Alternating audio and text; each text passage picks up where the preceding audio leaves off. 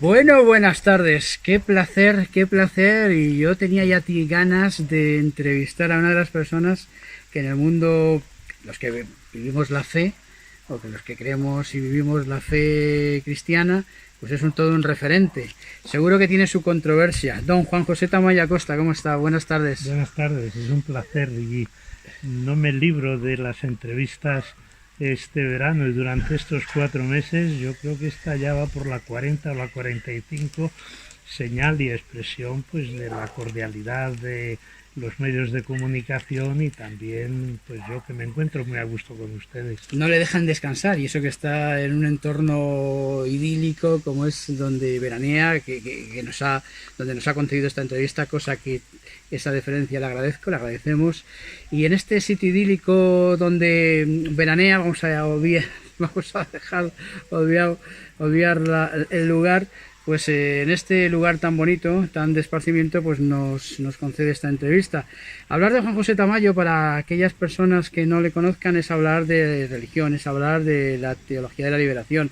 Es licenciado en Teología por la Universidad Pontificia de Comillas en 1971, es doctor de Teología por la de Salamanca en el año 76, diplomado en Ciencias Sociales por el Instituto León XIII o León XIII en 1972, licenciado y doctor en Filosofía y Letras por la Universidad Autónoma de Madrid, ha sido profesor en diferentes instituciones de España y de América, además es profesor actual titular de la Universidad Carlos III, dirige la Cátedra de Teología y Ciencias de las Religiones Ignacio Ellacuría de la Universidad Carlos III y es cofundador y actual secretario general de la Asociación de Teólogos Juan XXIII y miembro también de la Sociedad Española de Ciencias de las Religiones, del Comité Internacional, del Foro Mundial de Teología y Liberación, del Consejo de Dirección del Foro IF Arabi, profesor invitado en multitud de universidades, tanto en Estados Unidos como en España, como en Hispanoamérica. Ha recibido premios, condecoraciones, entre las que cabe destacar diploma y medalla de oro de la Liga Española Pro Derechos Humanos con motivo del centenario de su creación, Premio Internacional de la República de Túnez para los estudios árabes, Premio Islam y Convivencia de la primera Feria Musulmana en España, Premio Fundación Siglo Futuro por su compromiso ético, y luego es también muy crítico con la cúpula de la Iglesia. Bueno, yo creo que todo este gran currículum, que todavía Sí. queda rato, pero yo creo que ya lo voy a dejar, porque Claro, no me lo sé de memoria, he tenido que leerlo. déjelo, porque además, Autor de según 60 libros, no, entre... alguno más. Ya tengo más libros que años, sí, sí. Sí, sí. Pero déjenlo ahí porque me hace recordar historias mías que yo tenía muy olvidadas y ciertamente muy gratas, Yo ¿no? no me las... Toda lo de la Carlos III, que es a lo mejor lo que más, por Claro, amigos comunes, es la que más conozco, pero el resto de biografía he tenido que leerla, he tenido que sí, sí. buscarla porque la desconocía. Me ha parecido muy amplia, me ha parecido además una persona que en este currículum pues trata de unir religiones o tratar de ver el punto común. Pero muy interesante ese recorrido que ha hecho por los distintos países y continentes de donde soy profesor y de donde, bueno, pues desarrollo y realizo toda mi actividad intelectual, porque contrasta sobremanera con mi procedencia. O sea, yo procedo de un pueblo de Palencia, Palencia, Palencia, se me ha olvidado a mí decir de que es un pueblo de palentino, Palencia, palentino. de Tierra de Campos, Sí, señor. escasamente ahora 400 habitantes, y mis padres pues realmente no salieron más allá de Madrid para visitarme a mí y a mis hermanos, y mi abuelo interpreto que no pasaría del entorno de Burgos y de Valladolid, con lo cual pues eso da una idea del salto que yo he dado y de cómo esa identidad vinculada a la tierra de campo se ha convertido luego en una interidentidad de carácter universal y multicultural. Sí, usted ya ha viajado por todas las generaciones restantes de su familia. Perdóname la broma. Una persona religiosa y sobre todo de este modo laico, ¿no? Que no es un sacerdote, aunque yo creo que no sé si fue sacerdote, estudió. Y yo estuve estudiando en el seminario de Palencia Sí. primero, y cuando yo vine a Madrid, en realidad, terminamos mis estudios de teología en el seminario de Palencia, venía con idea de estudiar literatura.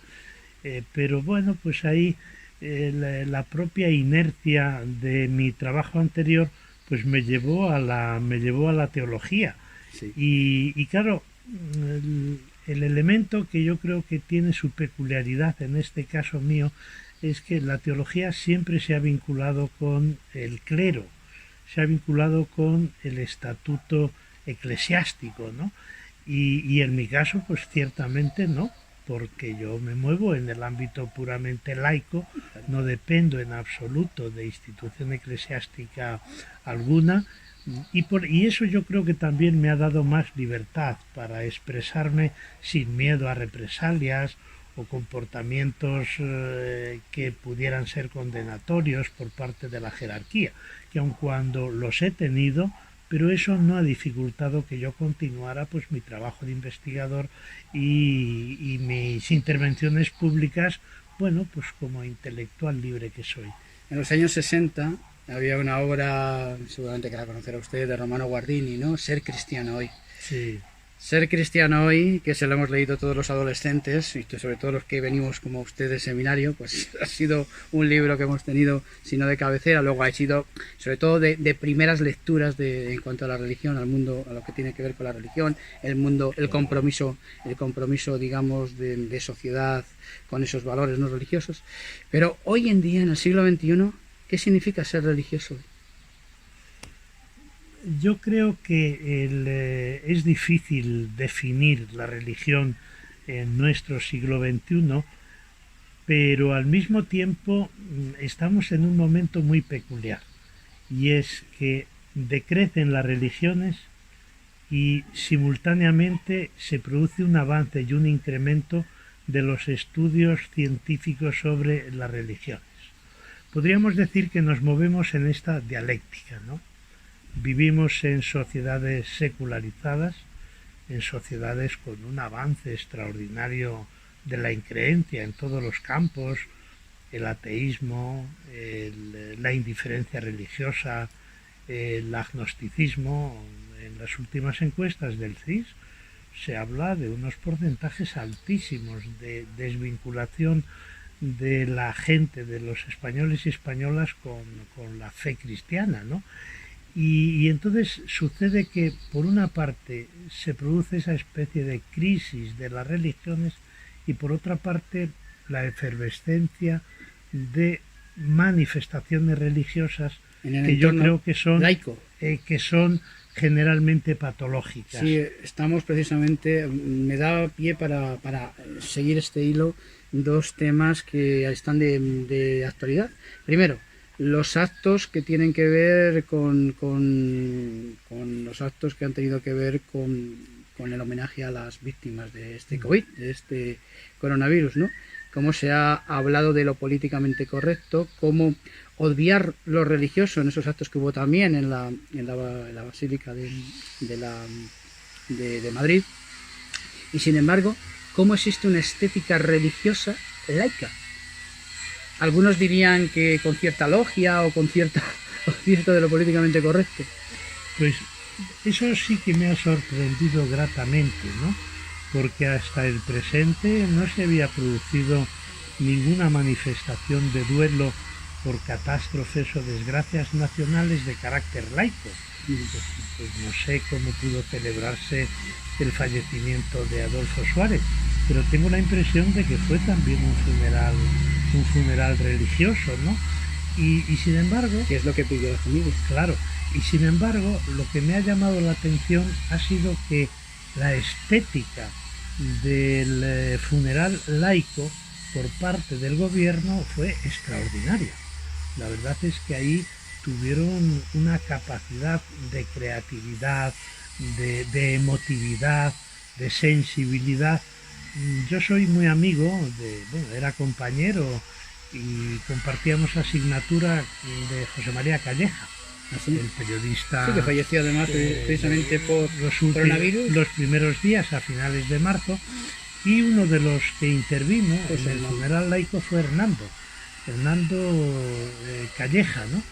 Y le escribí una carta en el momento en que vi su intervención, que me pareció realmente extraordinaria porque fue inclusiva de todas las víctimas, y le decía eso, digo, oye Hernando, me ha impresionado cómo se puede hacer un funeral laico con una estética de profundidad, de interioridad, de sentimiento, de sensibilidad y igualmente de estética.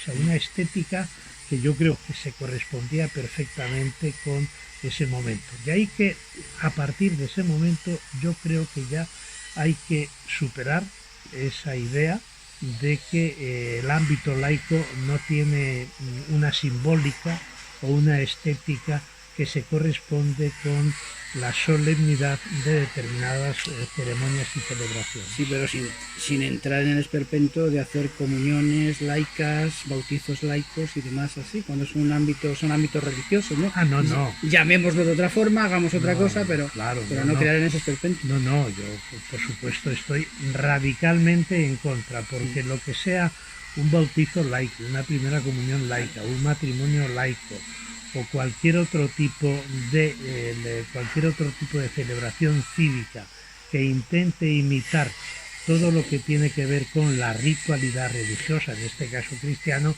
pues me parece que es una aquelarre,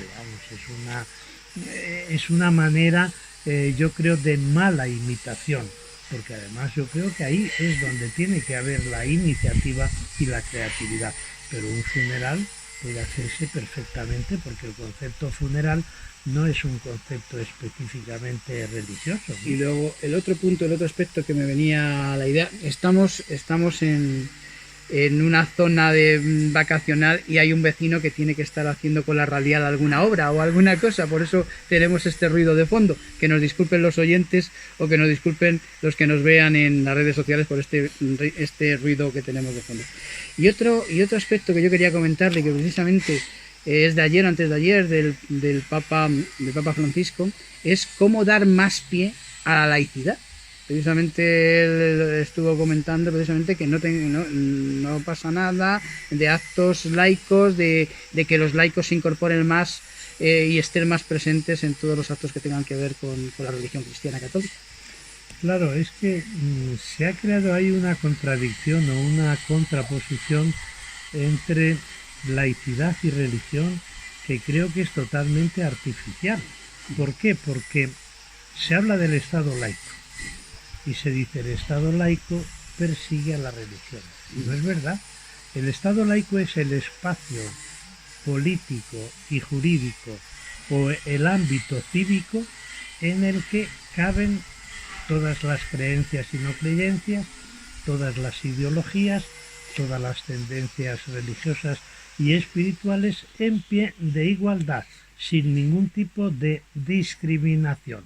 Y yo creo que por eso las religiones tendrían que ser más sensibles a esa tendencia a que lo que marca la convivencia de los ciudadanos y ciudadanas son las creencias, como tampoco las creencias tienen que ser lo que dividen o separan, sino que el espacio laico es el que permite una convivencia plural sin ningún tipo de discriminación. Y por eso contraponer Estado laico a Estado confesional, pues me parece que es muy necesario la contraposición, pero en ningún caso pensar que un Estado laico va a perseguir a las religiones o va a destruir el sentimiento religioso de las personas. En cualquier caso, un Estado laico respeta de manera absoluta y total las experiencias personales, interiores, religiosas y espirituales, y luego canaliza la libertad de conciencia y la libertad religiosa pues a través de las diferentes leyes. Le compro esa mercancía siempre y cuando ese espacio, que en teoría tiene que ser laico, lo que se va buscando, digamos, por la puerta de atrás es ocuparlo con otra, llamémoslo entre comillas, religión, que tiene que ver con, lo voy a decir claro, con la masonería. Es decir, la masonería está utilizando, digamos, esos espacios que tienen espacios laicos para ocupar ese terreno, porque yo le compro la mercancía, un espacio común donde todo sea completamente libre, independiente, donde no haya ningún criterio de religiones, de ideologías, ni de nada, simplemente neutro. Pero pero utilizar ese espacio que en teoría tiene que ser neutro a través de lo políticamente correcto, con una serie de normativas y de prescripciones que una religión tú la puedes elegir o no, pero precisamente todo ese nuevo orden mundial te obligan a elegirlo. Y si no estás fuera, estás fuera del orden mundial, estás fuera de la sociedad, estás a 30 segundos de que te critiquen y bueno, y en redes sociales ya ni le cuento. Entonces, ese espacio que usted dice neutral, yo le compro esa mercancía siempre y cuando no sea ocupado por la puerta de atrás con otras ideologías que en teoría son laicas y llevan una carga doctrinal, llamémosla cuasi religiosa. Claro, y ahí es donde está el problema, ¿no? Por ejemplo, eso que usted está diciendo ahora mismo sucedió en los países en los países comunistas después de la Segunda Guerra Mundial. Y se elimina la religión y se impone el ateísmo. El ateísmo, podríamos decir entre comillas, como religión de Estado, ¿no? Entonces, claro, ahí ¿qué pasa? Que la religión es sustituida por un alibi que ejerce las funciones más contrarias a la libertad de conciencia, a la libertad religiosa, a la ciudadanía y a la falta de respeto, claro, a las creencias de las personas, ¿no? Por ejemplo, eso que usted dice, bueno, de la masonería yo no quiero hablar porque... No, por Dios, digo masonería porque es lo que está en el orden del día, o sea, ahí puede haber muchos escritos. Yo no es que no quiera hablar de la masonería porque me parece que es un tema escabroso, no, sino porque en realidad yo no conozco la masonería, nunca he tenido vinculación con ella y desconozco cuáles son sus mecanismos y sus estrategias, pero a mí me parece que ahora mismo la masonería no es una organización que intente ocupar como alibi el espacio que ocupaba históricamente la religión. Católica, pero también le digo que esa idea de que la religión pueda ser sustituida por otras entre comillas manifestaciones religiosas que se impongan, como puede ser el ateísmo, creo que estamos muy lejos de ello en España. Bueno, todos prácticamente en Occidente, en lo que es el mundo occidental y también en el oriental, aquí nuestra religión ha sido el cristianismo, en diferentes digamos, más que advocaciones, diferentes denominaciones, ¿no? Católicos, protestantes, etcétera, etcétera. Bueno, pero casi todos los países han tenido, o casi todas las culturas han tenido la religión como soporte o como lumbrera o como foco a la hora de guiar sus inicios y sus pasos. Puedo hablarle del In Good We Trust, en el dólar de los Estados Unidos, ¿no? El Congreso no promulgará ninguna ley con respecto al establecimiento de alguna religión o que prohíba el libre ejercicio de la misma. Esto está tomado de la primera enmienda de la Constitución de Estados Unidos. El antiguo Israel, la teocracia bajo la ley mosaica, ¿no? Lo que significa que fueron gobernados directamente por Dios, que hablamos de la España medieval, desde la Inquisición y demás. Parece que desde el comienzo de los tiempos, digamos lo que es el interés por lo divino, por el interés en este caso, la religión está muy presente, incluso a la hora de forjar lo que es la constitución o la forma de gobierno, la forma de relacionarse entre personas. Claro, es que no se pueden separar religión y cultura, religión y política. Y lo que sí que creo que hay que hacer es establecer diferentes modelos de la relación entre un campo y otro, ¿no? Y bueno, pues cuáles han sido los modelos históricamente más extendidos o generalizados. Y bueno, el primero es la identificación entre religión y política, o la consideración de la religión como elemento fundamental de la identidad cultural. Y eso pues viene produciéndose en la historia de la humanidad desde tiempo atrás, ¿no? Claro, ¿eso qué suponía? Pues yo creo que era una apropiación o una utilización manipulada de la religión por parte del poder político y al mismo tiempo también una utilización del poder político por parte de la religión.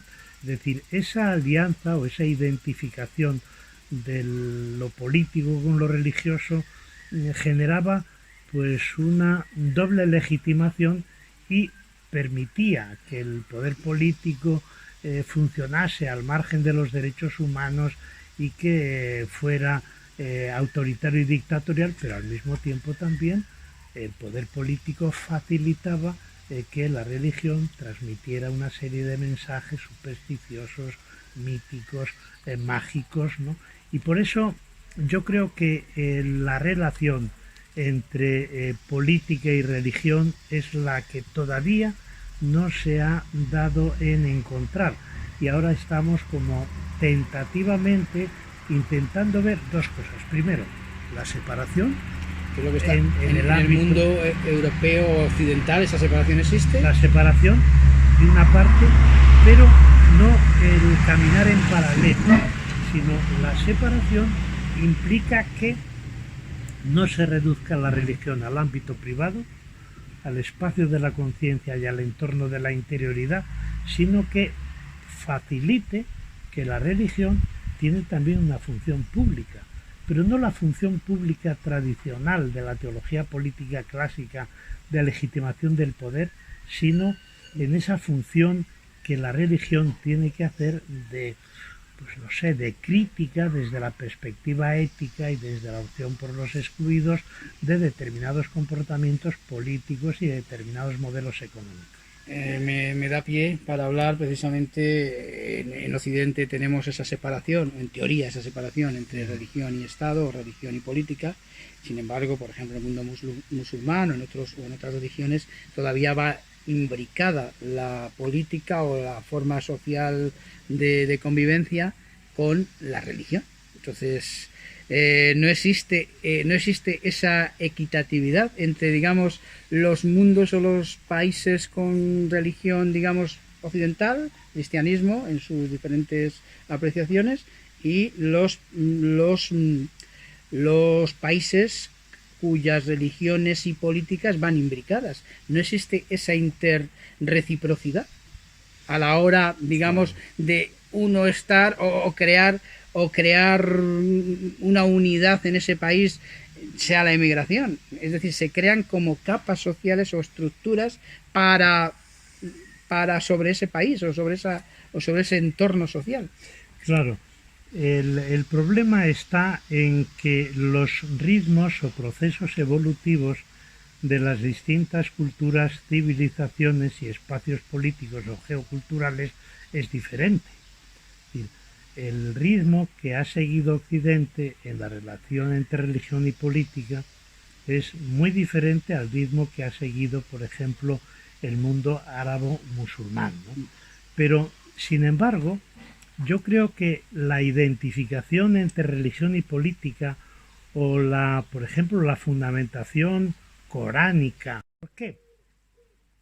Porque países ha pretendido imponer su ideología laicista a esos países del mundo musulmán. Y entonces ha sido como una especie de defensa, ¿no? Porque claro, toda la colonización que ha llevado a cabo Occidente de esos países, pues no ha sido solo la colonización desde el punto de vista político y cultural, sino también una colonización que ha querido imponer una concepción laica del Estado, bueno, pues eliminando el drenaje de esa cultura que es el mundo islámico. Pero dicho esto, ciertamente yo creo que todas esas comunidades tienen que avanzar hacia modalidades y formas laicas de Estado en el ámbito político y en todos los terrenos. Pues tengo este libro en las manos porque creo que es uno de los últimos que ha editado, que ha escrito don Juan José Tamayo, La teología de la liberación en el nuevo escenario político y religioso. Tenemos que ir cortando porque yo creo que con usted yo tendría para muchas charlas. Me encanta todo lo que es su trayectoria religiosa, su trayectoria, digamos, desde el punto de vista laica de las religiones tendríamos horas para hablar, yo que también soy un apasionado de ello. Pero vamos a centrarnos precisamente en este libro, la teoría de todo lo que tiene que ver con la liberación, la teoría de la liberación. Nos acordamos de Leonardo Boff, por supuesto. Nos acordamos precisamente de toda esa época, años 80, 70, 80, todos esos años tan convulsos en Latinoamérica, como unos sacerdotes se echan al monte, por decirlo de alguna forma, pronto y mal, seguramente. ¿Cómo se llega a todo eso? ¿Cómo se llega a que desde toda una teoría que pudiera estar incluso imbricada con el marxismo, unos sacerdotes sean representantes de todo este movimiento? Yo creo que responde a dos tipos de causas que convergen en un determinado momento histórico, mediados de los 60, 70 y 80, que son de una parte causas externas que se producen en el mundo y de manera especial en América Latina, y causas internas que tienen lugar en la evolución de la Iglesia cristiana en América Latina. Entre las causas externas, pues la primera y más importante yo creo que es la irrupción del sur en la historia. Hasta ese momento el sur estaba sometido a los dictámenes del norte, y por tanto el norte era el que marcaba el ritmo y el rumbo político, económico, cultural, social, militar del resto de los pueblos. Entonces irrumpe el sur, el año 55, la famosa conferencia de Bandung de los países no alineados, y esa irrupción del sur se va a desarrollar a través de los movimientos de liberación. Es decir, son unas organizaciones que surgen en países sometidos, dependientes, y que quieren liberarse del yugo del norte opresor. Y entonces liberarse quiere decir liberarse de las dictaduras que imponía el norte y liberarse también del modelo económico capitalista que extorsionaba y esclavizaba al sur. Estos movimientos de liberación, unos son de carácter violento, otros son, sin embargo, de no violencia activa, como Martin Luther King y todos estos grandes luchadores por la libertad, por la independencia y en favor de la liberación de los pueblos a través de una educación popular liberadora, como Paulo Freire, etcétera, etcétera. El tercer fenómeno externo es lo que se llamó entonces la teoría de la dependencia. Una teoría que tiene dos vertientes, ¿no? La vertiente más marxista, con la lucha de clases como motor de la historia, y la vertiente no marxista, que defiende la necesidad de la transformación de la sociedad en perspectiva igualitaria, ¿no? Entonces, ¿cuál es la tesis de la teoría de la dependencia? Que para que los países del tercer mundo y en concreto de América Latina consigan su liberación y logren un modelo de desarrollo adecuado al continente, no pueden seguir los pasos del norte, de Europa en concreto. ¿Por qué?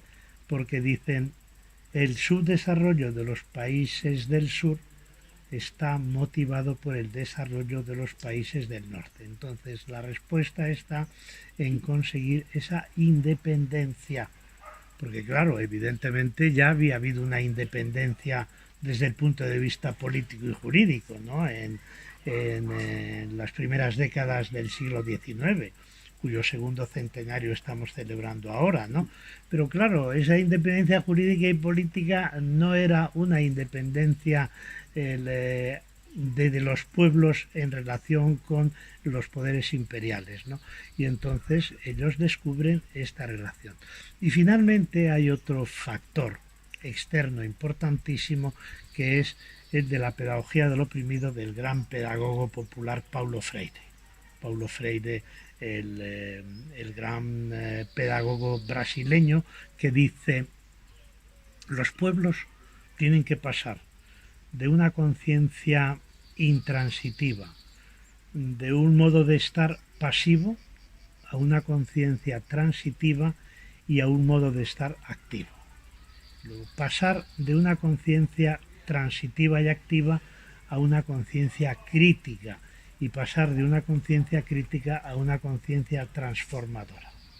Claro, todos estos fenómenos se van a encontrar luego que van a tener traducción dentro de la propia iglesia, las iglesias cristianas en América Latina. El concilio, a través del Concilio Vaticano II. Está el Concilio Vaticano II y está la Conferencia de Medellín, de la segunda conferencia del episcopado latinoamericano celebrada en esta ciudad colombiana del Medellín el año 1968. Entonces ahí es donde se va a pasar de la iglesia colonial, de la iglesia de cristiandad y de la iglesia de conquista a la iglesia liberadora. A la iglesia de los pueblos, y en este caso, cómo los propios sacerdotes se ponen a la cabeza de muchas de esas reivindicaciones. Claro. Entonces nos encontramos... Jesuitas, dominicos, redentoristas, muchos redentoristas, franciscanos también. Claro, ese es un dato importantísimo a tener en cuenta. Hasta ese momento, el clero estaba al servicio de los poderes dominantes. Y en ese momento, el clero y las comunidades de base, que es un fenómeno totalmente nuevo en el mundo y en la Iglesia Católica, las comunidades de base van a cambiar de lugar social. Y del lugar social de alianza con los poderosos y con los poderes van a pasar a el lugar social de alianza con los pobres, con los oprimidos, con las mayorías populares.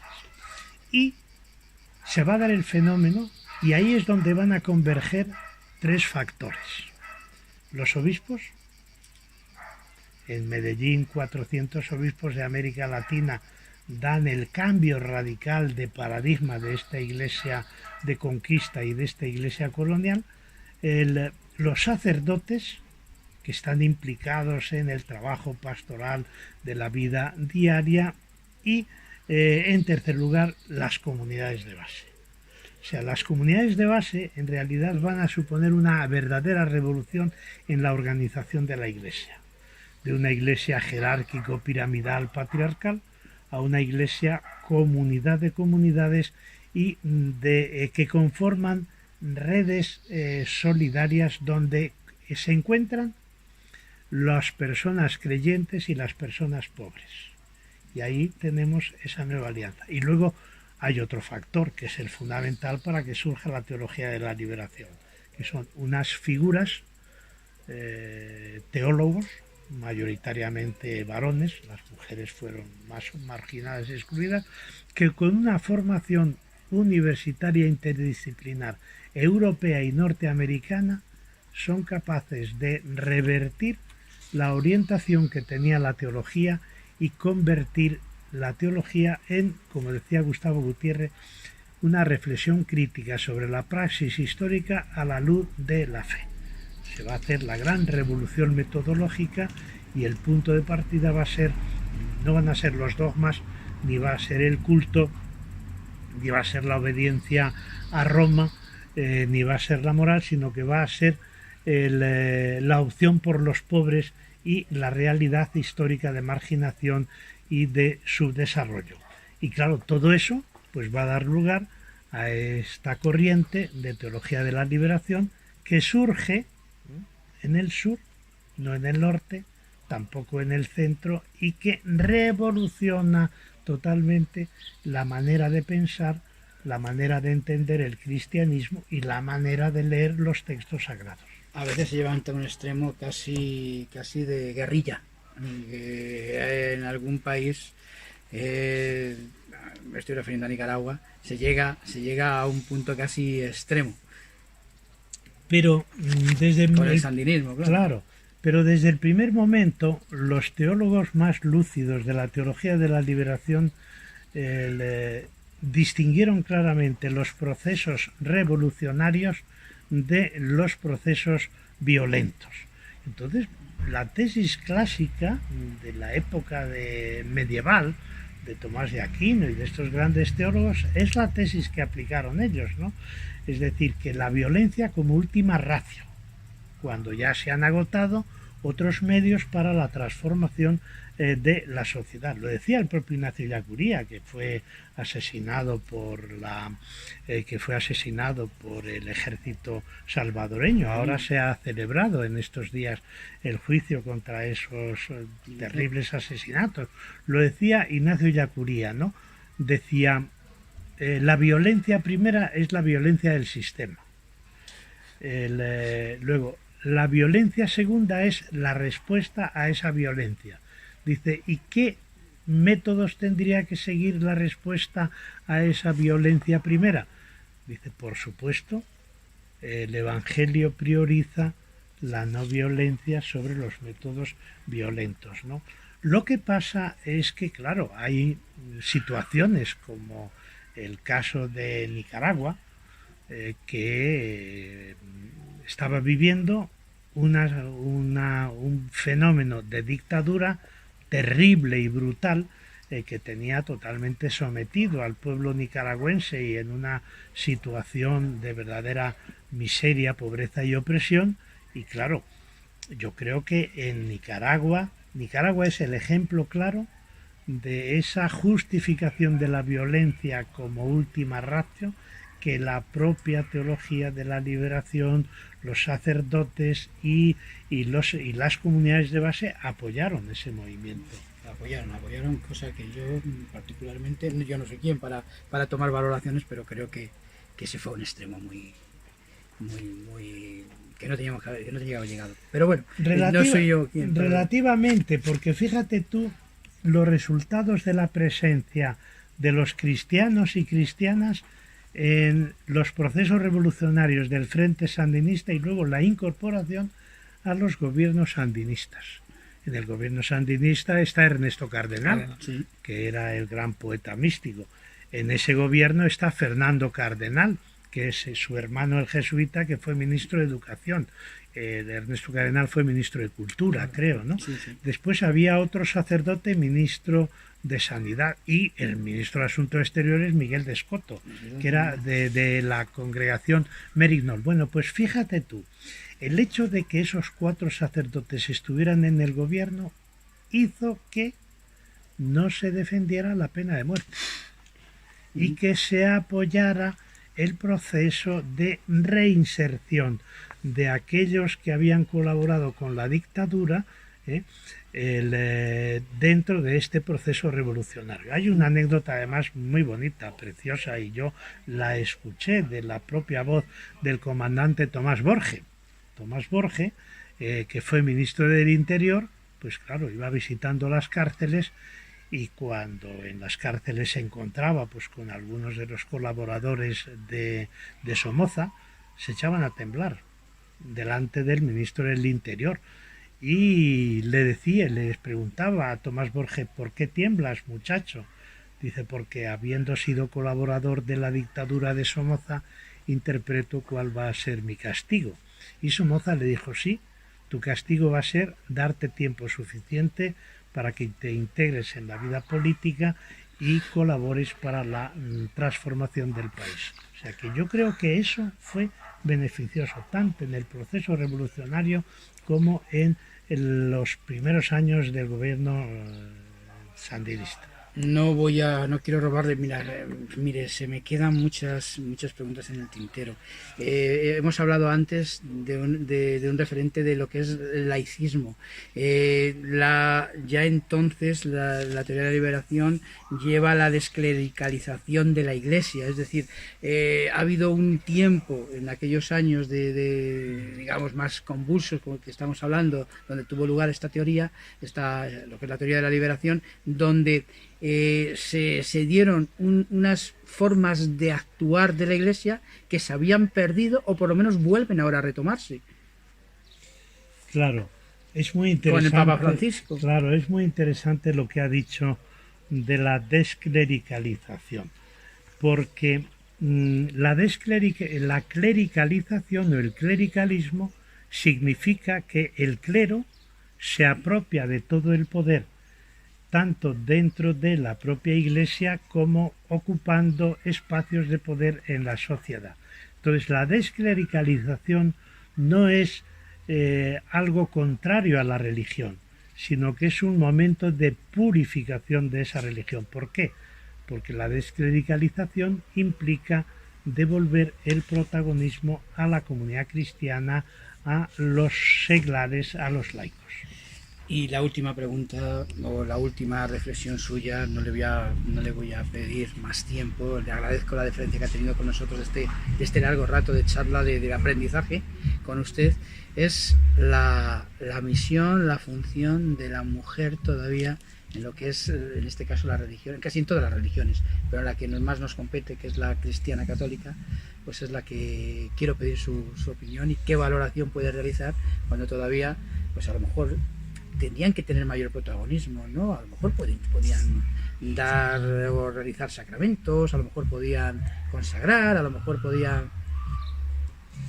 Claro, para mí esa es la asignatura pendiente. ¿Por qué? Precisamente por el clericalismo. El clericalismo se apropia de la eclesialidad, se apropia de todo el poder. Y sobre todo el clericalismo desemboca en patriarcalización. Piensen que los tres deterioros más graves para mí que se producen en el paso del cristianismo primitivo al cristianismo medieval son la clericalización, la patriarcalización y el dogmatismo. Y claro, fíjense que en el movimiento de Jesús las mujeres tuvieron el mismo protagonismo que los varones, ¿no? Y sin embargo, hoy precisamente celebramos la fiesta de María Magdalena, 22 de julio, y yo he escrito un artículo que les puedo facilitar que se titula María Magdalena, pionera de la igualdad. Entonces yo creo que en este momento, si hay un fenómeno de involución y de mantenimiento de estructuras tradicionales medievales en la Iglesia Católica, es el caso de la discriminación y de la exclusión de las mujeres de los espacios de responsabilidad, de los ámbitos de decisión y sobre todo del ámbito de lo sagrado.